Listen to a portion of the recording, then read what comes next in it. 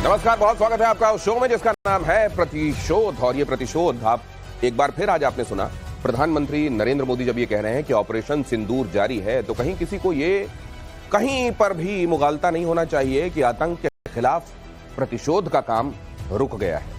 ये चलता रहेगा और इसके लिए ये सिंदूर जब इसमें शामिल है तो फिर जाहिर है इसमें अलग अलग तरीके की सिंदूरदानी होती है। सिंदूर लगाने के लिए अलग तरीके की चीजें इस्तेमाल होती हैं, कहीं पर स्टिक होती है, कहीं पर चांदी की एक छोटी सी छड़ी होती है। सब तैयार है हमारे पास। आइए दिखाते हैं आपको ये। एयर वाइस मार्शल पीके श्रीवास्तव हमारे साथ, उतनी तबीयत ठीक नहीं है लेकिन उसके बावजूद मुस्कुराते चेहरे के साथ जुड़े हुए हैं।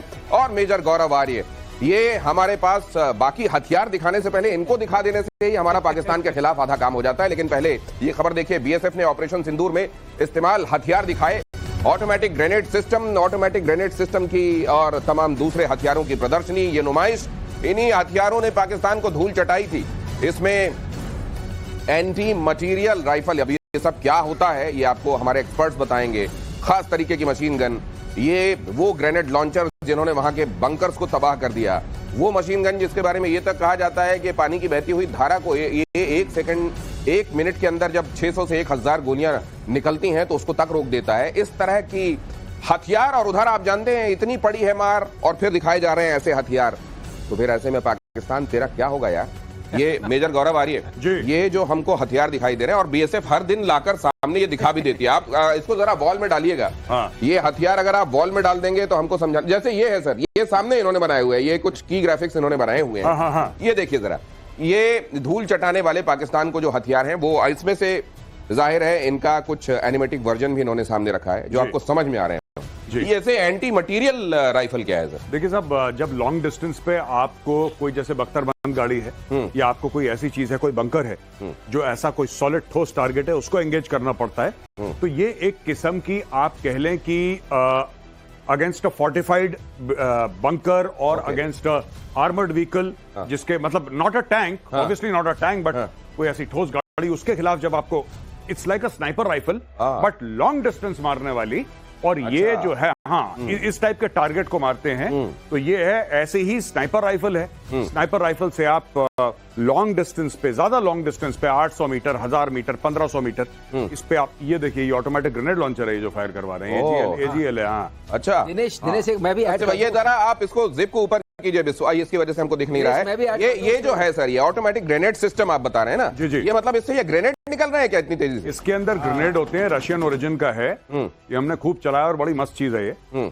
और ये जब फायर करती है, मैं बता रहा हूँ, पाकिस्तानी लाइन ऑफ कंट्रोल पे इतना ज्यादा डरते हैं इससे, आपको दिनेश मैं बता रहा हूँ, इतना खौफ है क्योंकि एक तो एक्यूरेट बड़ा है और इसके अंदर से गोली नहीं निकलती, इसके अंदर से गोला निकलता है, इतना बड़ा, बिल्कुल इतना बड़ा गोला निकलता है। प्राइम मिनिस्टर ने की थी। हाँ बिल्कुल। और ये बात कल प्राइम मिनिस्टर ने की थी, गोली मारोगे हम गोला, अच्छा गोली चलाओगे तो हम गोला मारेंगे, इधर ही से जाते हैं वो गोले। तो ये जब फायर होता है, ये जाता है तो ये जाके फटता है वहां पे, गोली फटती नहीं है। गोली जब निकलती है तो गोली डेड होती है। कोई भी बुलेट निकलती है, इट इज डेड मेटल जो जाके वहां पे लगता है स्पीड से। लेकिन ये जाके वहां पे, क्योंकि ग्रेनेड है, ये जाता है स्पीड से और वहां पे जाके फटता है। और जहां पे फटता है वहां पे 2-4 लोगों को ले जाता है ये।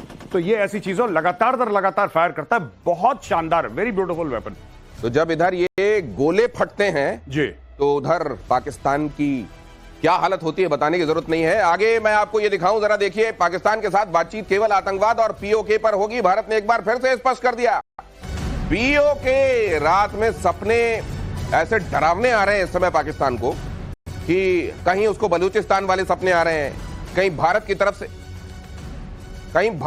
तरफ से वो ये जो हथियार हम आपको दिखा रहे हैं, इनकी नुमाइश लगाई जाती है, वो कहीं देख लेते हैं, वो सपने में आने लगता है।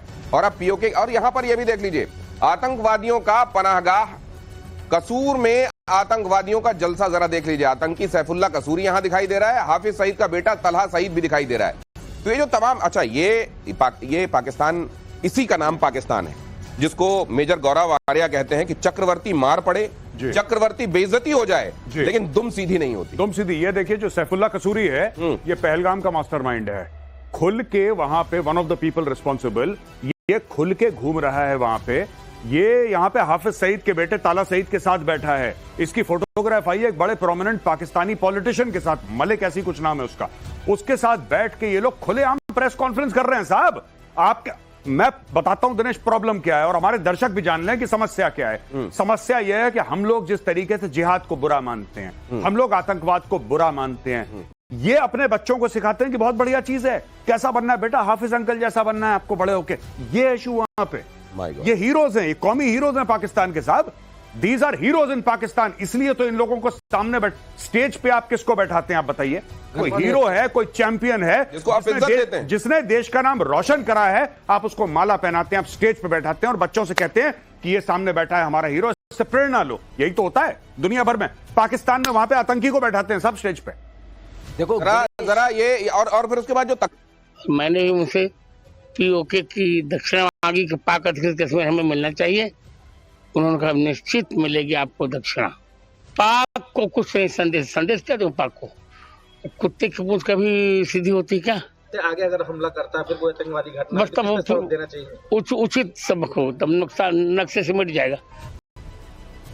यकीनन अगर कुत्ता किसी दिन बोल पाया तो आकर हाथ जोड़कर कहेगा कि मुझे पाकिस्तान के साथ मत तौलिए आप तमाम लोग। अक्सर मेजर गौरव आर्य भी ये कह देते हैं, आज स्वामी जी को भी हम सुन रहे हैं। अब क्या किया जाए, इसके अलावा कोई दिखाई नहीं देता, लेकिन बेचारा ये जानवर तो बड़ा वफादार होता है। अब ये देखिए, उपेंद्र द्विवेदी आज रामभद्राचार्य, भारत के संत, भारत को दिशा देने वाले लोग रहे हैं। और भारत के संत जब एक बार किसी चीज के लिए अपनी चुटिया बांध लेते हैं तो फिर आपको मालूम है कि फिर क्या होता है। सर, ये जनरल द्विवेदी का वहां पहुंचना जी और रामभद्राचार्य का ये कहना कि दक्षिणा में तो पीओके चाहिए, और इधर राजनाथ सिंह भी ये कह रहे हैं कि पीओके हमारा है, वहां के लोग हमसे मिलने के लिए आतुर हैं, बहुत जल्दी ये होता हुआ दिखेगा। पीओके खुद दौड़ा आएगा और कहेगा कि मैं तो भारत का हूं। यही बात है। मैं दिनेश एक बात बताना चाहता हूं अपने व्यूअर्स को, बहुत जरूरी है। कई लोगों ने सोशल मीडिया पे ये क्रिटिसाइज करा है कि चीफ ऑफ आर्मी स्टाफ ऐसे धर्म के मामलों में क्यों पड़ रहे हैं। ऐसा लोगों ने बोला है जिनको नहीं पता है। मैं आपको बताता हूं, ये फौज की रीत है। जो लोग मजाक उड़ा रहे थे ना कि रफेल में आपने नींबू मिर्ची लगा दी और आपने पूजा कर दी, मेरी खुद की यूनिट में, गोरखा बटालियन में, गढ़वाली, कुमाऊनी, ये जितनी भी आपकी ये हैं, ठीक है, रेजिमेंट्स है इंडियन आर्मी, यहां पे शस्त्र पूजा होती है। हमारे यहां तो बलि चढ़ती थी, अब बंद हो गया ये सब। मेरे सामने चढ़ी है, जब मैं था, कमीशन हुआ था, वहां पे बलि चढ़ी है और खून से शस्त्र पूजा हुई है। मैंने खुद देखा है अपनी आंखों से, मेरे सामने हुई है। तो ये तो रीत थी, आज भी है। जब मेरी रेजिमेंट लड़ाई के लिए जाती है तो कालिका माता की जय और कालिका माता का मंदिर अपने कंधे पे रख के जाती है, तब ठोकती है दुश्मन को। जब सिख रेजिमेंट जाती है तो बोले सोनेहाल, सत श्री अकाल। गुरु ग्रंथ साहिब है, गुरु ग्रंथ साहिब को माथे पे रख के सिख रेजिमेंट लड़ाई लड़ने जाती है। तो लोग ऐसी हवाबाजी, ये कैसे कर दिया राफेल में, कैसे कर दिया जनरल द्विवेदी, क्यों नहीं भाई? ये तो है फौज की रीत, ये फौज की रीत है भाई। फौज में ये आज से नहीं चलता चला आ रहा, ये 250 साल पहले अंग्रेजों के टाइम से चलता चला आ रहा है। आप देखिए किस तरीके से हम लोग बनाते हैं त्योहार फौज में। राजा रामचंद्र की जय, जय बजरंग बली की, लड़ाई में, युद्ध में पाकिस्तान के साथ लड़ रहे हैं, बजरंग बली की जय। और ये कह रहे हैं कि धर्म का बात धर्म की नहीं है, ये हमारी रीत है। कहना चाहूंगा दो बातें मैं भी कहना चाहूंगा जो मेरे अभी समझ में आई, जो मैंने गुरु जी का ये सुना। पहली बात कि पाकिस्तान राक्षस देश है और उसमें जो रावण है दशानन टाइप, वो वहां की पाकिस्तानी आर्मी है। और जब तक रावण का नाश नहीं होगा, मतलब उसके नाभि में आप बम नहीं मारेंगे, वो नाभि सूखेगी नहीं। कमांड एंड कंट्रोल सेंटर को सुखाना है और विभीषण को वहां बैठाना है, धर्म स्थापित करना है। धर्म को स्थापित किया जाना बहुत जरूरी है। लेकिन एक मैं बात कह दूं, रावण तो बहुत विद्वान पंडित था। तो ये छोटे मोटे असुर हैं सर, ये छोटे मोटे वो सींग वाले जो असुर हैं ना, बदमाशी करते हैं, बदतमीज टाइप के, ये असुर हैं। ये रावण तो बहुत विद्वान आदमी था। पीओके पर रक्षा मंत्री राजनाथ सिंह का बयान। राजनाथ सिंह ने कहा पीओके वापस आएगा और कहेगा मैं भारत हूं, मैं वापस आया हूं। पीओके के लोग भारतीय परिवार का हिस्सा स्वेच्छा से बनेंगे, भारत लौटेंगे। साथियों, मैं मानता हूं कि आज पाक ऑक्युपाइड कश्मीर के लोग हमारे अपने हैं। आप मानते हैं ना? पाक ऑक्युपाइड कश्मीर के लोग वो हमारे अपने हैं, हमारे परिवार का हिस्सा हैं। हम प्रधानमंत्री के श्री नरेंद्र मोदी जी के एक भारत श्रेष्ठ भारत के संकल्प के लिए पूरी तरह से प्रतिबद्ध हैं और हमें यह पूर्ण विश्वास है कि हमारे वो भाई जो आज हमसे भौगोलिक और राजनीतिक रूप से अलग हैं, वो भी अपने स्वाभिमान, आत्मा की आवाज और स्वेच्छा से भारत की मुख्य धारा में कभी न कभी जरूर वापस लौटेंगे। अब इसका बड़ा मायना समझ लिए, ये केवल एक भौगोलिक क्षेत्र को पीओके नहीं कहा जा रहा है, ये भी कहा जा रहा है कि वहां रहने वाले लोग हमारे अपने हैं। और ये भी आप देख रहे हैं कि पिछले करीब 15-20 दिनों से पीओके को लेकर भारत के स्वर और ज्यादा मजबूत और ऊंचे हो गए हैं। इसके मायने क्या हैं मेजर आरी? नहीं, देखिए बात यह है कि अब कहीं ना कहीं लोगों में ये एक विचारधारा बन चुकी है, एक माइंडसेट बन चुका है, नॉट विचारधारा बट माइंडसेट, एक दिमाग बन चुका है कि अब पीओके के बारे में निर्णायक लड़ाई शुरू हो चुकी है। और ऑपरेशन सिंदूर अभी स्थगित, मतलब जिसको कहते हैं कि इट्स अ पॉज, ये खत्म नहीं हुआ है, इसके पीछे सरकार पड़ गई है, इसके पीछे लोग पड़ गए हैं। आप देखिए कि जनरल द्विवेदी जाते हैं संत महात्माओं के यहां मिलने के लिए, प्रणाम करते हैं, वो कहते हैं गुरु दक्षिणा मुझे पीओके चाहिए। ये आप देखिए ना, this is not a military man speaking, this is a Holi man speaking, right. और होली मैन ये कहते हैं, जो धर्म गुरु हैं वो कहते हैं कि पीओके, यानी कि सबको चाहिए पीओके, और सरकार को पता है कि सबको चाहिए पीओके। अब निर्णायक युद्ध होगा। अब इसके मायने भी समझाइए। जनता वहां की हमारी है। दिनेश, इसके मैं जोड़ के देखता हूं, तार जोड़ना चाहूंगा अगर आपके हाँ, प्लीज 30 सेकेंड्स हो। पहला यूएनएससी का रेजोल्यूशन क्या था? उसका पहला स्टेप था खाली करो, तो पहले आवाज आई थी पीओके खाली करो। उसका पहला स्टेप है रेजोल्यूशन का, जिसमें कि हम फंस गए थे कि पीओके खाली करो, तो पहले आवाज आई थी प्रधानमंत्री की तरफ से पीओके खाली करो। पाकिस्तान खाली करे। आवाज आ रही है कि ये अपने आप मिलेंगे, जो नेक्स्ट स्टेप था। तो उसके बाद विलय तो होना निश्चित है। प्रक्रिया शुरू हो गई है दिनेश। ये प्रक्रिया है। पहले ये कि वो वहां जो पाकिस्तान जबरन कब्जा जमाए हुए हैं वो वहां से जाए, हटे, खाली करे, और फिर वहां के जो लोग हैं वो तो भारत के हैं ही, भारत के साथ मिलने को बेकरार हैं। ऑपरेशन सिंदूर पर बोले वायुसेना प्रमुख, ऑपरेशन सिंदूर देश की सामूहिक जीत है। सेना और हर भारतीय का इसमें योगदान है। भारत का ये कड़ा और स्पष्ट फैसला था, बड़ी स्पष्ट रणनीति थी इसमें।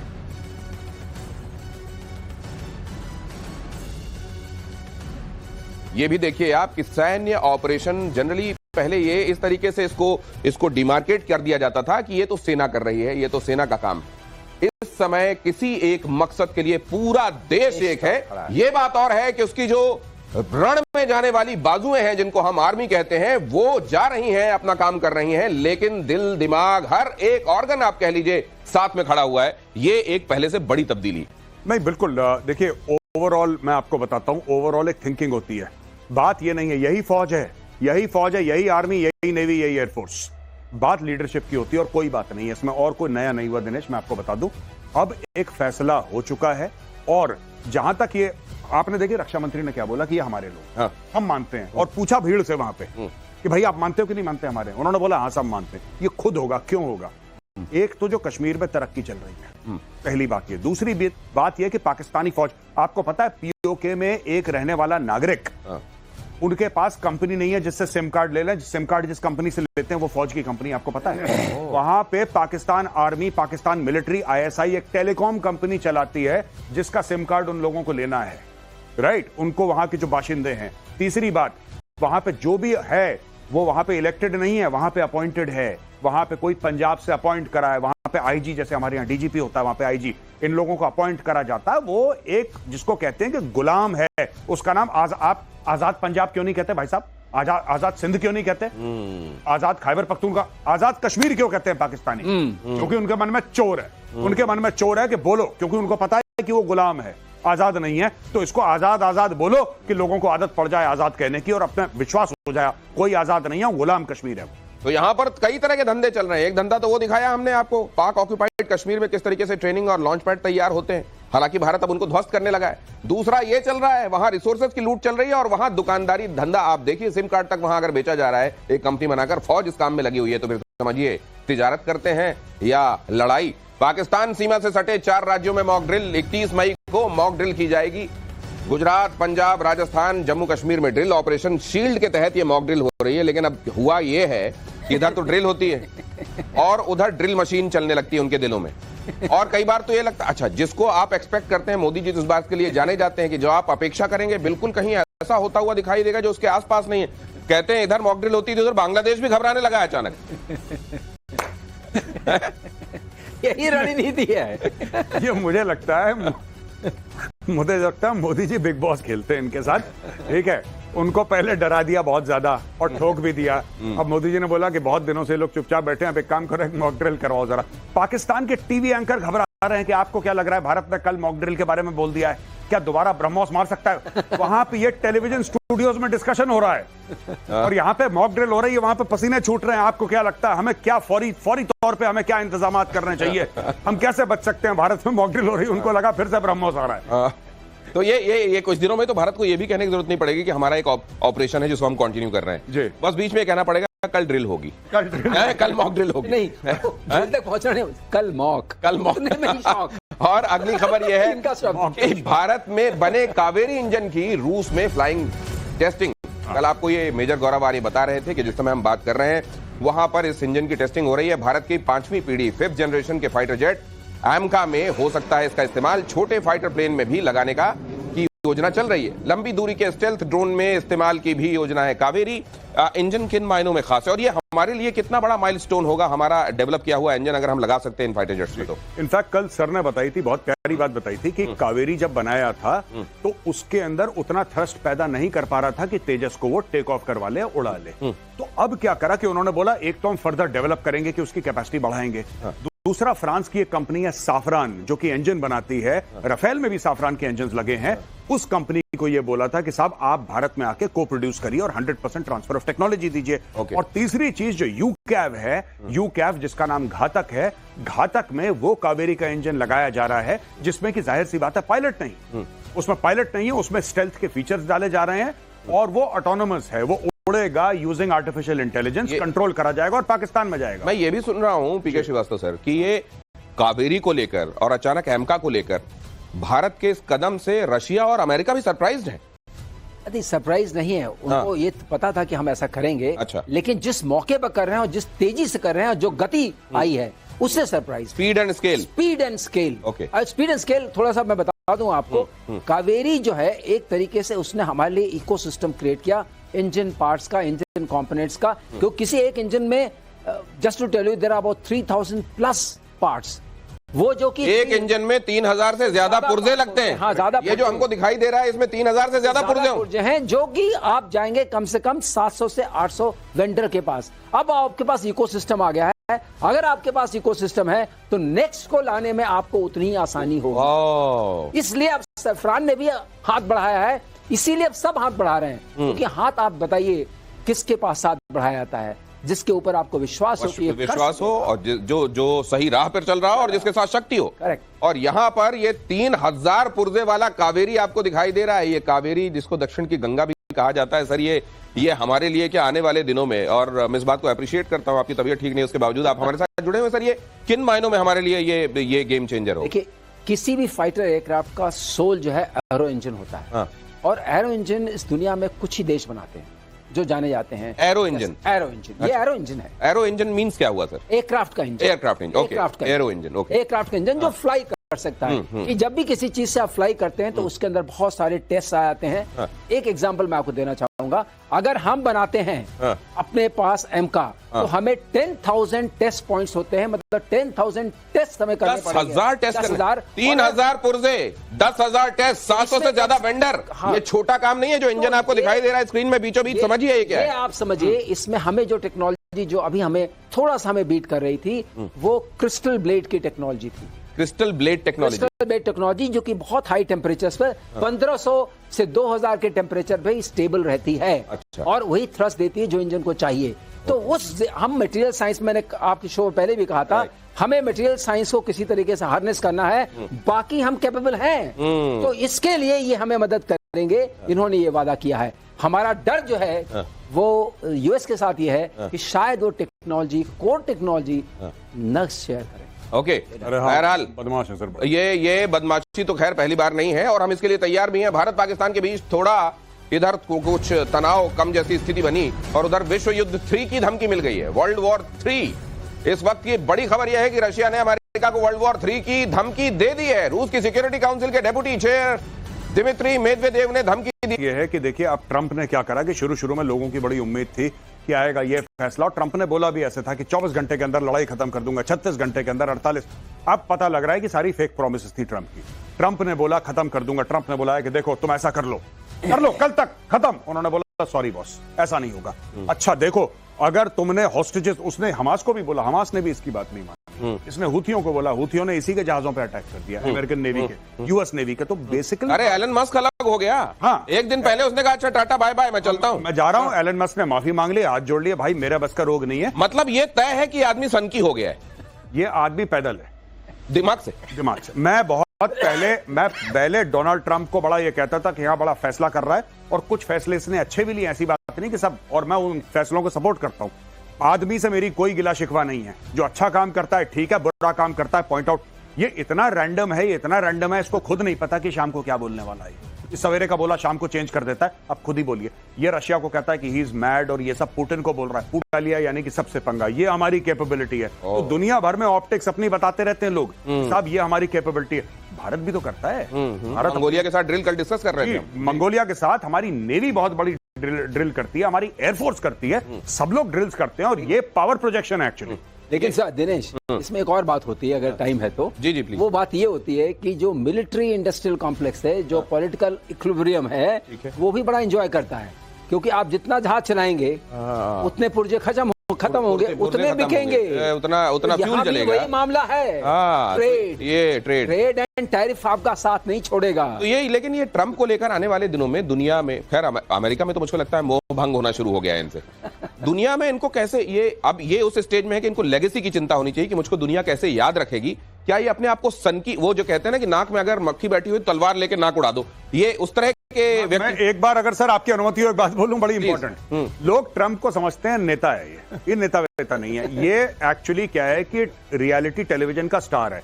ये एक टीवी सीरीज करता था, द अप्रेंटिस, और अप्रेंटिस ये बिल्कुल जैसे बिग बॉस टाइप का होता ना, उस टाइप का आदमी है ये कभी, ये जस्ट इमेजिन, आप टैरिफ कर रहे हैं किसी देश के ऊपर, पूरी दुनिया के ऊपर, और आप ट्वीट कर रहे हैं कि चलो, जो भी रैंडम फिगर इसके दिमाग में आया कि कल से तुम्हारे ऊपर 165, चलो 165 नहीं, 185 कर देते हैं, चलो डन, 185 डन। ये ऐसे डिसाइड होता है। शाम को कुछ और कर देता है। अच्छा बढ़ा दिया 250 तक, 250 बढ़ाने के बाद अगले दिन कहता है चलो वापस 10 पे ले आते हैं। 90 दिन, पूरी 90 दिन के लिए उसकी पूरी इकोनॉमी आपने गोल कर दी, और आप ये खेलता रहता है सबके साथ। इसलिए अमेरिकन भी इससे परेशान हो रहे हैं। लेकिन अब ये इसको कहते हैं क्या? दिनेश, मैं कह सकता हूं आपकी, चलो एक बात, अगर ट्रंप की नेटवर्क देखिए इस पूरे सिस्टम में डबल हो गई है इस पीरियड में। ओ, मतलब इस पागलपन का भी कुछ हासिल है, ऐसे नहीं है कि पागलपन रैंडमली किया जा रहा है। मैंने बोला ना, टीवी स्टार है वो। ओ, तो ये सबसे बड़ा टीवी एंकर ट्रंप है, सबसे बड़ा। This is how Trump is making America great again. आतंक के खिलाफ पीएम मोदी की स्ट्राइक। अगली खबर, पाकिस्तान सेना आतंकियों का सहारा लेती है। सेना ने आतंकियों को सिंदूर की शक्ति दिखाई।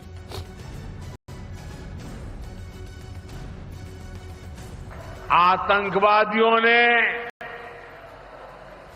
हमारी बहनों का सिंदूर मिटाने का दुस्साहस किया।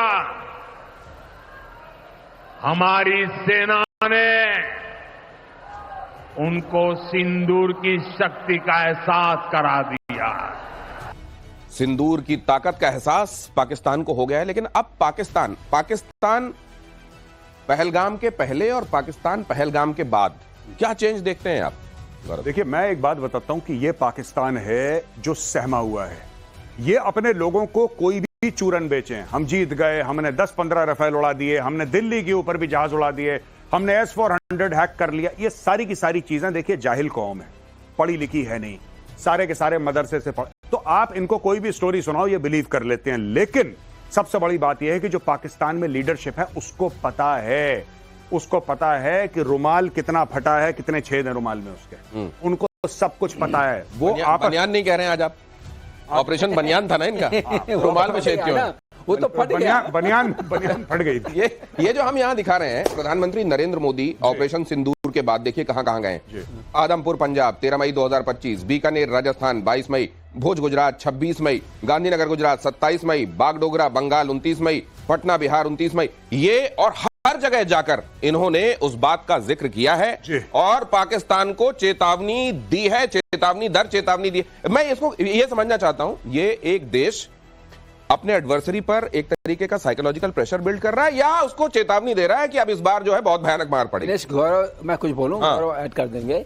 सबसे बड़ी बात है कि जैसे गौरव ने पहले बोला था कि हिंदुस्तान और पाकिस्तान में एक असमंजस रहा, अमन की आशा, प्यार की ट्रेन, सब कुछ चलता रहा। तो अब आपके प्राइम मिनिस्टर, प्रधानमंत्री, उन्होंने कहा बहुत हुआ, ये कोई नहीं चलेगा।